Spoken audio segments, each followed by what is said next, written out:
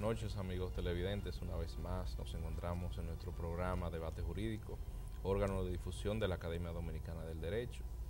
Y hoy día nos encontramos con un amigo, colega y miembro de la Academia Dominicana del Derecho, el licenciado Julio Aníbal Fernández, abogado, ex viceministro técnico de la Secretaría del Ministerio de Hacienda. Y hoy día está asignado al Plan Social de la Presidencia con la vicepresidenta Margarita de Fernández. En el día de hoy vamos a tocar un tema que está dentro de lo jurídico, lo gubernamental y lo administrativo, y es sobre la ley de crédito público.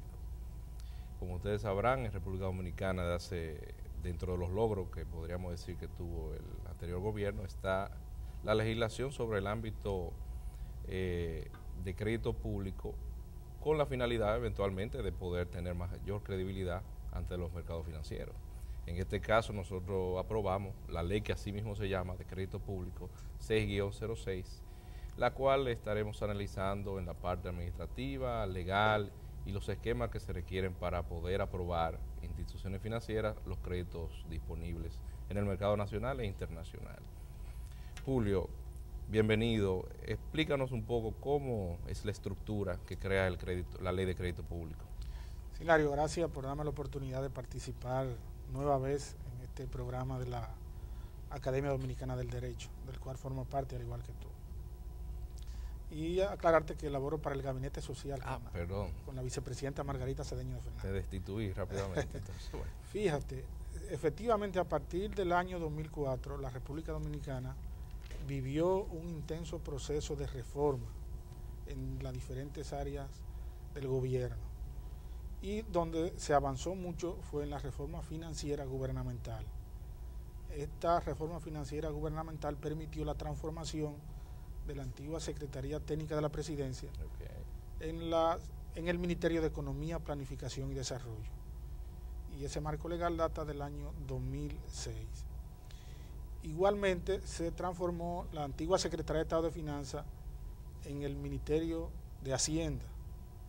Y ya propiamente dicho, al interior del Ministerio de Hacienda, la transformación se llevó a efecto en lo que tiene que ver con la transformación de la antigua Dirección de Aprovisionamiento del Gobierno en lo que es la moderna y ágil Dirección General de Contrataciones Públicas del día de hoy. O sea que no fue un cambio de nombre. No, fue un cambio de estructura, un cambio de visión, un cambio de misión y todo un cambio estructural en el esquema de la hacienda pública.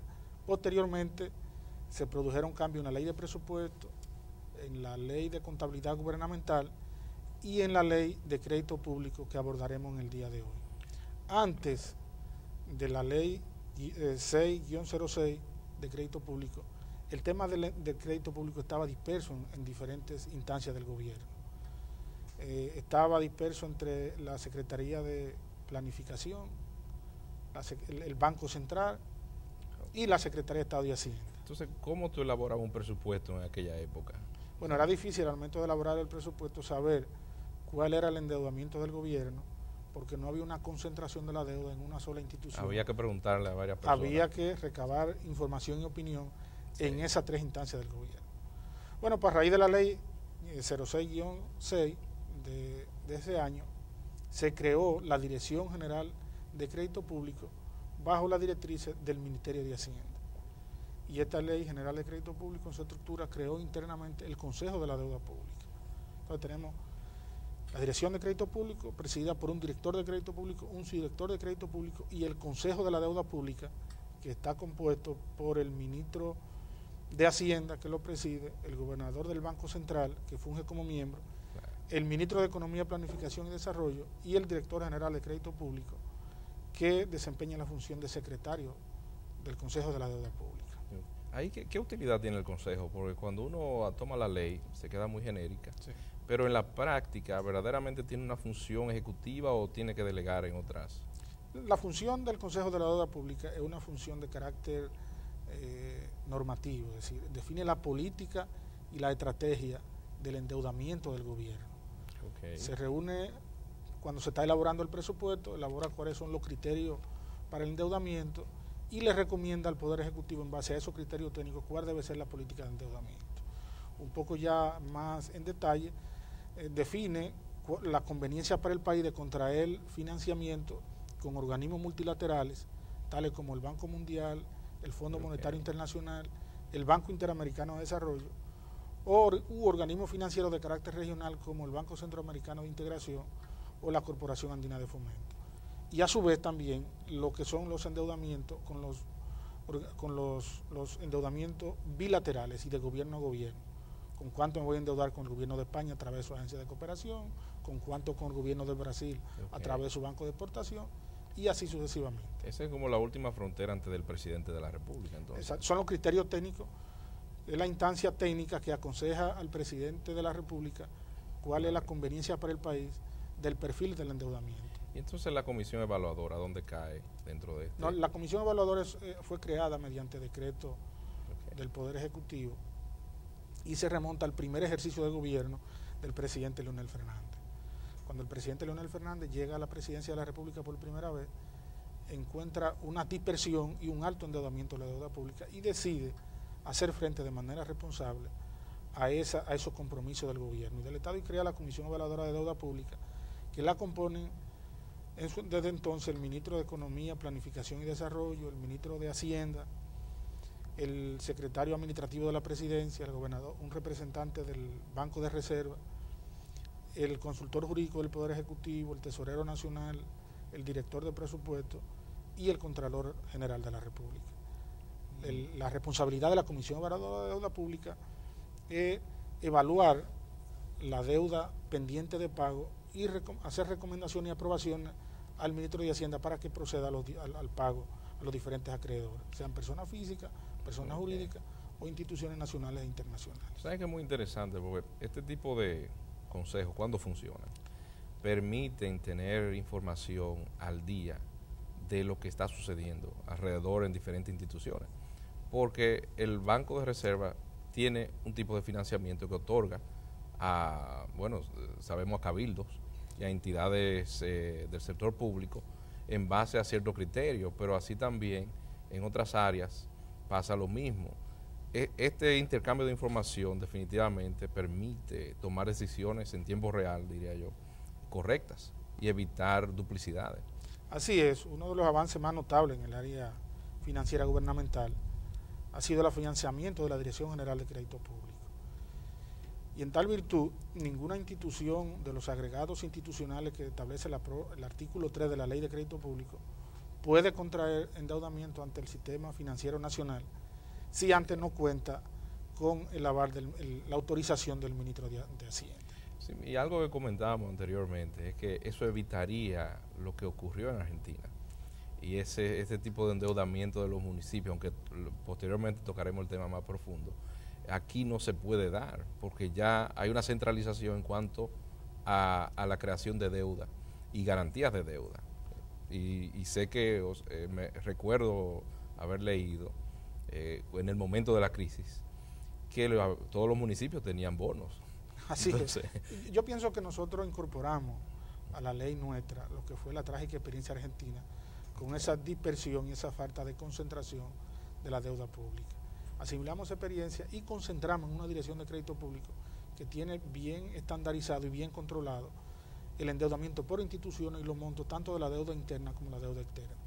Ya no es posible que un ayuntamiento pueda contraer un financiamiento ni en el Banco de Reserva ni en cualquier otra institución financiera nacional o internacional, ni hacer ningún tipo de emisión si antes no tiene la autorización del ministro de Hacienda. Si este endeudamiento o esta emisión se hace en el año calendario, sí, basta la autorización pura y simple del ministro de Hacienda. Pero sí, tal como establece la propia Ley de Crédito Público, si sobrepasa el ejercicio fiscal correspondiente al año en que se va a contraer, entonces necesita una aprobación congresional. Eso va a traer una discusión dentro del ámbito constitucional, como mencionábamos, por el hecho de que la Constitución establece cualquier tipo de deuda donde el Estado avala. Pero si la ley sale un poco de ahí, dice, bueno, si está dentro del año presupuestario, no requiere más que de la autorización del ministro de Hacienda, bueno, del Consejo, podría tener como un espacio. Ahora, ¿qué mecanismo se podría utilizar para evitar que un municipio renueve una deuda tratando de eludir la responsabilidad y basándose en el hecho de que, bueno, era una deuda de un año presupuestario, pero el año que viene renuevo y reengancho el contrato. O sea, ¿qué posibilidad tendría el Ministerio de Hacienda de poder supervisar esa parte? Es difícil que una institución edilicia pueda contraer en una institución financiera si antes no tiene el aval del Ministerio de Hacienda. Porque la propia ley de crédito público lo establece. Y yo creo que la superintendencia de bancos le va a hacer la observación a la institución financiera, sea Banco de Reserva o otra. Mire, usted está dando un endeudamiento a una institución de carácter público que no tiene la autorización del ministro de Hacienda. Y probablemente le sea castigada, tenga que hacer algún tipo de provisión, porque entra en algún otro tipo de clasificación que no es la clasificación soberana que tienen la deuda pública. Y por eso te digo que es difícil eludirlo en la banca formal. Bueno, ya a nivel de asunción de contrato, cada quien asume su riesgo. Claro, y son riesgos de mercado. Y son bastante fuertes porque la ley establece que es nulo cualquier crédito otorgado fuera del año presupuestal. Incluso no dudaría que un tribunal pudiera incluso hasta entender que la intención de los contratantes era hacerlo a largo plazo tratando de violar la ley. O sea tratando de evadir los requerimientos que la propia ley de crédito público le impone. Okay. Bueno, señores, vamos a un corte comercial y volvemos en unos minutos.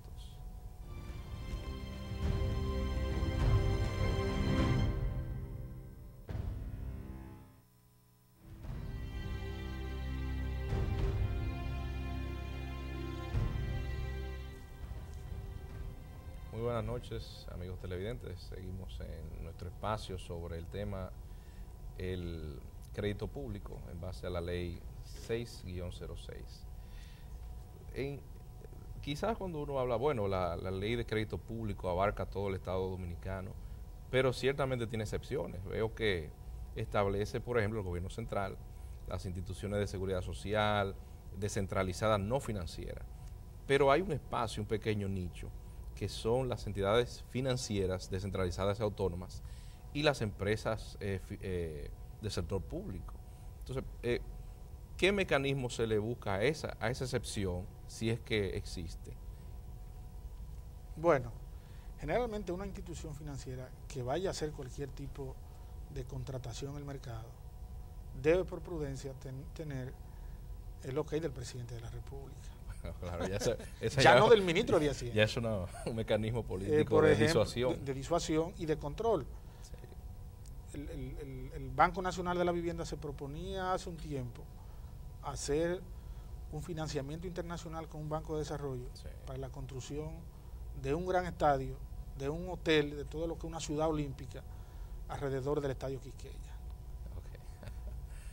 Y esto, aunque no tuvo, si se quiere, era una institución financiera que no estaba sometida al control de lo que establece la ley de crédito público. Sí.